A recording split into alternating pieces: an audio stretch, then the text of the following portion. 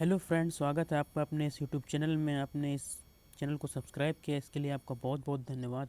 और आज इसी के साथ हम लोग बीएड के फर्स्ट सेमेस्टर के थर्ड पेपर की शिक्षा के मनोवैज्ञानिक परिप्रेक्ष्य के जो एमसीक्यू हैं, सेमेस्टर फर्स्ट के जो एग्ज़ाम में एमसीक्यू बेस्ड हैं, उसके लिए हम लोग आज कुछ एमसीक्यूज़ लेकर आए हैं जो आपके एग्ज़ाम आने वाले एग्ज़ाम के लिए बहुत महत्वपूर्ण साबित होंगे।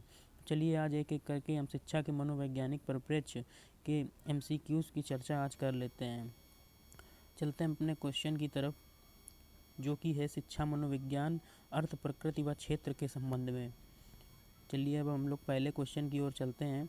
हमारा पहला क्वेश्चन है, पाश्चात्य मनोविज्ञान में मुख्य रूप से किसका अध्ययन किया जाता है? इंद्रियों का, आत्मा का, मन का, व्यवहार का। इस क्वेश्चन का जो हमारा करेक्ट आंसर हो जाएगा वो हो जाएगा व्यवहार का। हमारे पाश्चात्य मनोविज्ञान में व्यवहार का अध्ययन किया जाता है। इसी के साथ ही हमारा जो दूसरा क्वेश्चन है वो है, शिक्षा मनोविज्ञान क्या है? शिक्षा मनोविज्ञान आत्मा का विज्ञान है।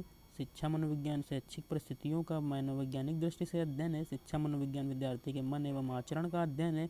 शिक्षा मनोविज्ञान एक अच्छा विषय है। इस क्वेश्चन का हमारा जो करेक्ट आंसर होगा वो हो जाएगा ऑप्शन नंबर बी, यानी शिक्षा मनोविज्ञान शैक्षिक परिस्थितियों का मनोवैज्ञानिक दृष्टि से अध्ययन है। आगे चलते हैं। हमारा जो नेक्स्ट क्वेश्चन है वो है, मनोवैज्ञानिक वातावरण के संबंध में व्यक्ति के क्रियाकलापों का वैज्ञानिक अध्ययन है। यह परिभाषा किसने दी है?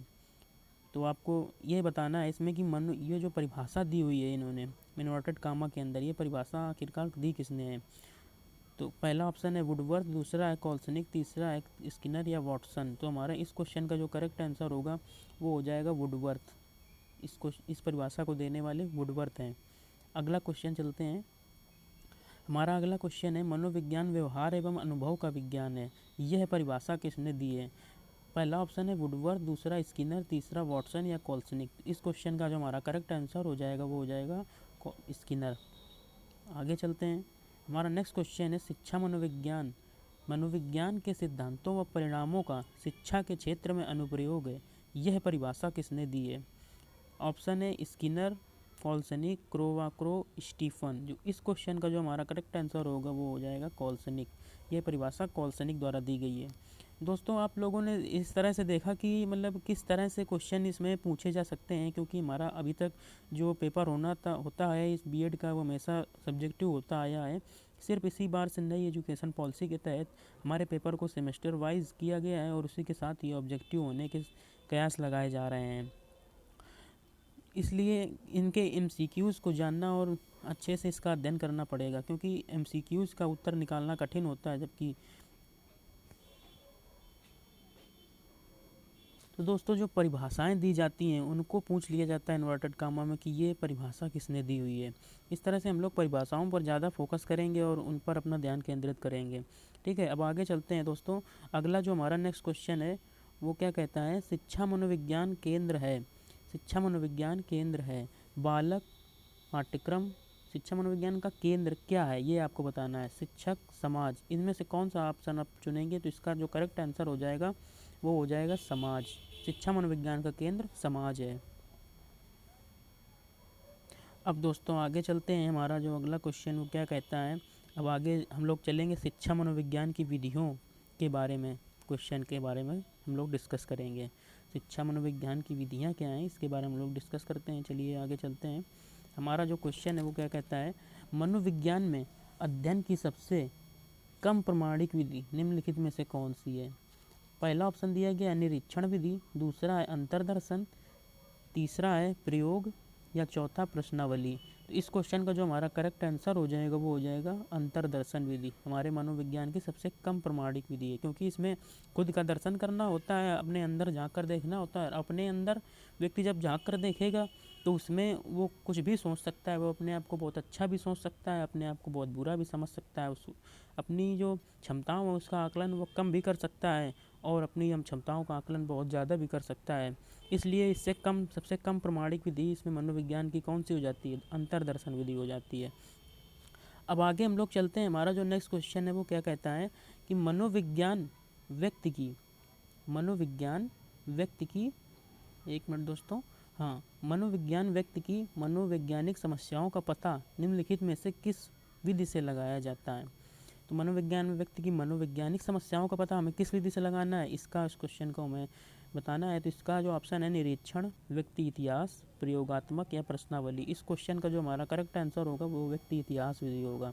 अब आइए इसको समझते हैं कि व्यक्ति इतिहास विधि क्या होती है।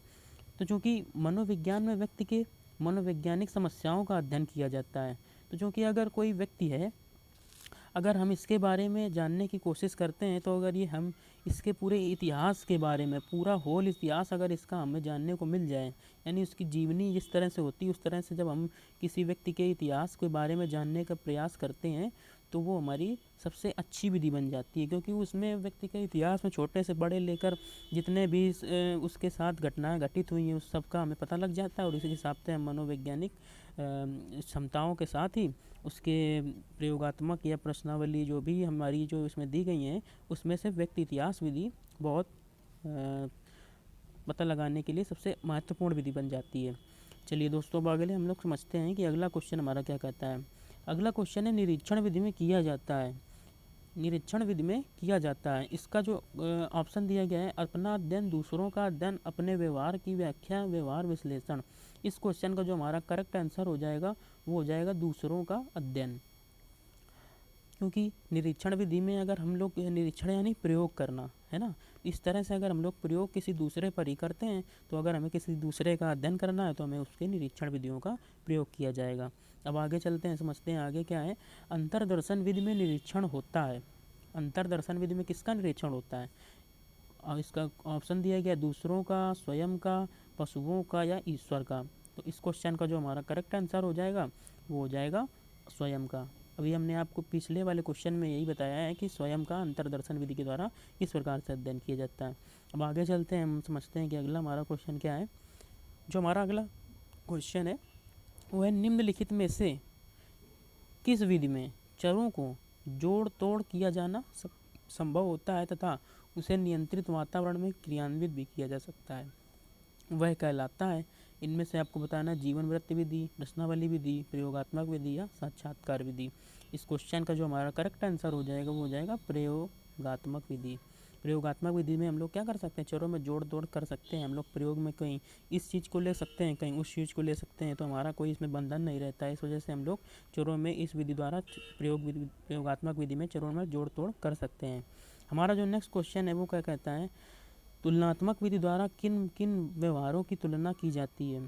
तुलनात्मक विधि द्वारा किन किन व्यवहारों की तुलना की जाती है? पशुओं और मनुष्यों के व्यवहारों की, भिन्न भिन्न समूहों के, भिन्न भिन्न मनुष्यों के, या इन सभी के?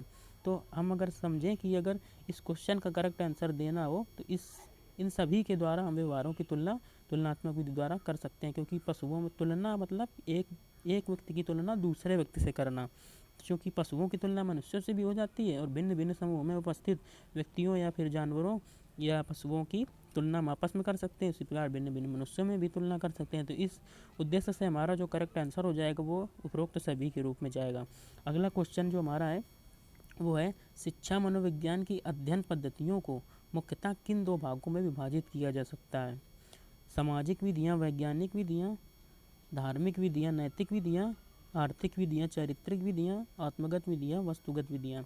इस क्वेश्चन का जो करेक्ट आंसर हो जाएगा वो हो जाएगा आत्मगत विधियाँ व वस्तुगत विधियाँ।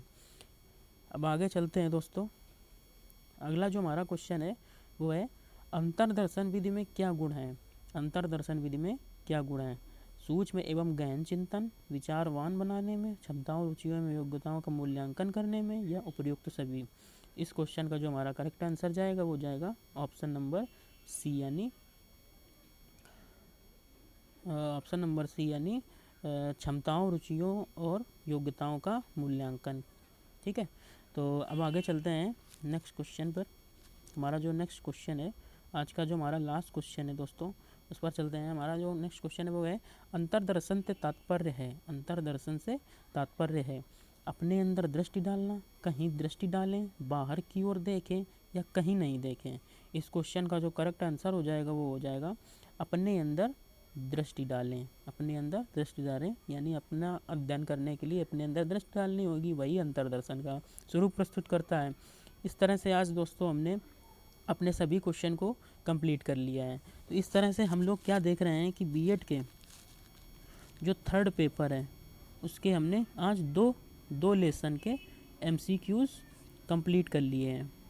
इसी तरह से अगर आप हमारे चैनल को सब्सक्राइब कर लेते हैं, अगर हमारे आप चैनल को सब्सक्राइब कर लेते हैं तो बीएड की सभी पेपर्स की, सभी इस फर्स्ट सेमेस्टर के सभी पेपर्स की क्लासें आपको दिन प्रतिदिन आपको उपलब्ध कराई जाती रहेंगी। और अगर आपको टेलीग्राम में हमारे साथ जुड़ना है, अगर आपको रोज़ रोज़ नई नई चीज़ों की जानकारी प्राप्त करनी है तो आप हमारे टेलीग्राम चैनल से जुड़ सकते हैं। उसका लिंक हम आपको डिस्क्रिप्शन में दे देंगे, तो टेलीग्राम से आप जुड़ जाइएगा। टेलीग्राम का भी चैनल का नाम है टारगेट हिंट। टारगेट हिंट से आप अपना प्यार और सहयोग बनाए रखिए, हम आपके साथ हमेशा खड़े हुए हैं। ठीक है दोस्तों, तो अब आगे मिलते हैं इसके आगे वाले पार्ट में। तब तक के लिए दोस्तों आप ध्यान रखिएगा और अच्छे से पढ़ाई करते रहिएगा। और इसी के साथ ही, इसी शुभकामनाओं के साथ मैं आपसे साइन ऑफ होता हूँ। Okay, thank you.